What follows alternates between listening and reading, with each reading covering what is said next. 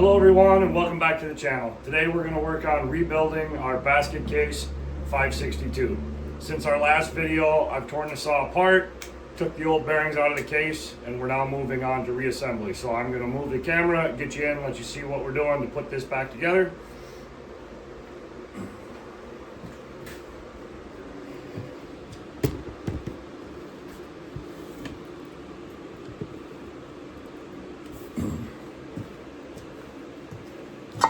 All right, so we cleaned this saw up and knocked the old bearings out. Got the new bearings installed, got the crank installed on one side of the crankcase, so we're ready to put this together. It does take some special tools. Traditional splitters don't work in this application. So we've got our gasket in. Set this on here. And then this tool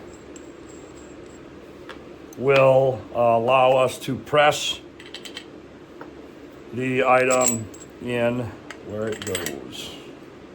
So this is going to press just on the inner race, and it's going to pull the crankshaft into the bearing.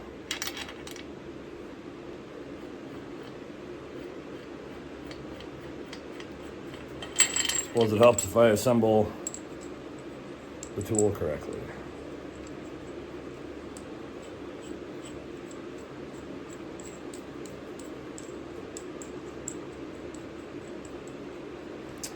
I looked all over to find these tools. I could not find any of the US distributors with the tool in stock, and everybody I talked to quoted me just ridiculous lead times. They were saying 2 weeks, or excuse me, 6 to about 2 months, 4 to 6 weeks or better to get these.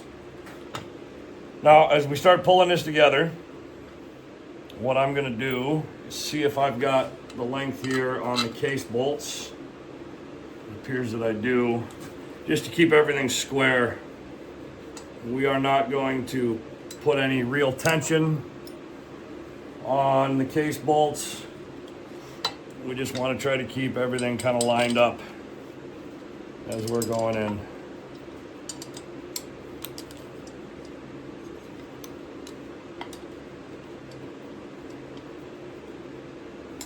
All right, so then we're going to use a couple of wrenches, and we're just going to tighten this up, and it will pull it right in.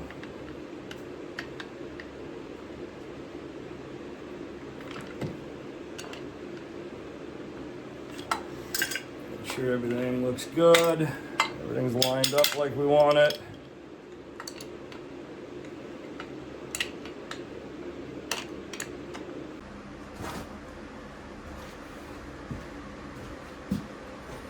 All right, we've got the chassis put back together. I've done a base gasket delete. Looks like the squish on this would have been about 45 thousandths with the base gasket installed that I had, which is a genuine Husqvarna part. So I'm gonna go without, use some Moto Seal. Should bring the squish to about 20 thou. We did a little bit of shaping. Did some work here on the lower transfers, just blended those. This has got kind of a flat top and then drops in. With the base gasket delete, we had a little more intake timing and duration. So this will increase crankcase volume just a little bit. Hopefully take advantage of that increased intake opening. Cleaned and shaped the exhaust port, polished it up through 600 grit, which is what I usually do. Smooth it out, hopefully keep the carbon from sticking to it. And then did just a little bit of roughing and shaping on the intake port. So we're gonna run this and see how it does. Again, I'm no expert at cylinder porting. I'm just doing things that have worked so far and just trying to maximize smooth airflow in the cylinder, and we'll see how it goes. So I'm gonna get this put back together, and then we'll put our muffler on. So we've made, in my standard method, I've opened up this muffler completely and then ground away underneath where the screen is. So that's the full size of this port right here. So this is a flow-through style muffler now, allowing you to still use a screen if you so choose. So We're gonna get this stuff put back together, and then I'll bring you back for first start, and we'll see if it fires or not. Again, I don't know if the carburetor is any good, if the coil is any good. We're just building the saw, doing the motor work, and then we'll see what happens.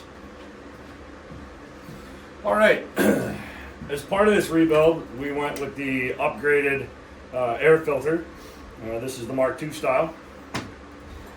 It has spark. Primer draws fuel. We've circulated fuel through the carb. Let's see what it does.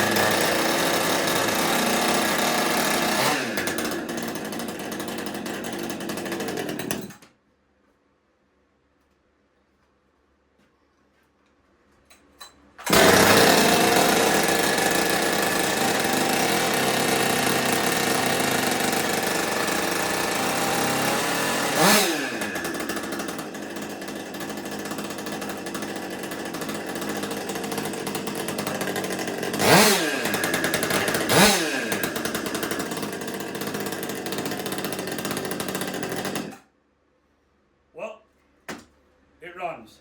I'm still waiting for the replacement clutch cover. This car didn't have a clutch cover, and I don't have the right worm drive for the oil pump. So I'll have to get that on Monday. So we will come back again. We'll have this all put together. We'll get it barred up, and we'll see how it cuts with the overhaul and the mods we did. Thanks for watching. We'll see you on the next one.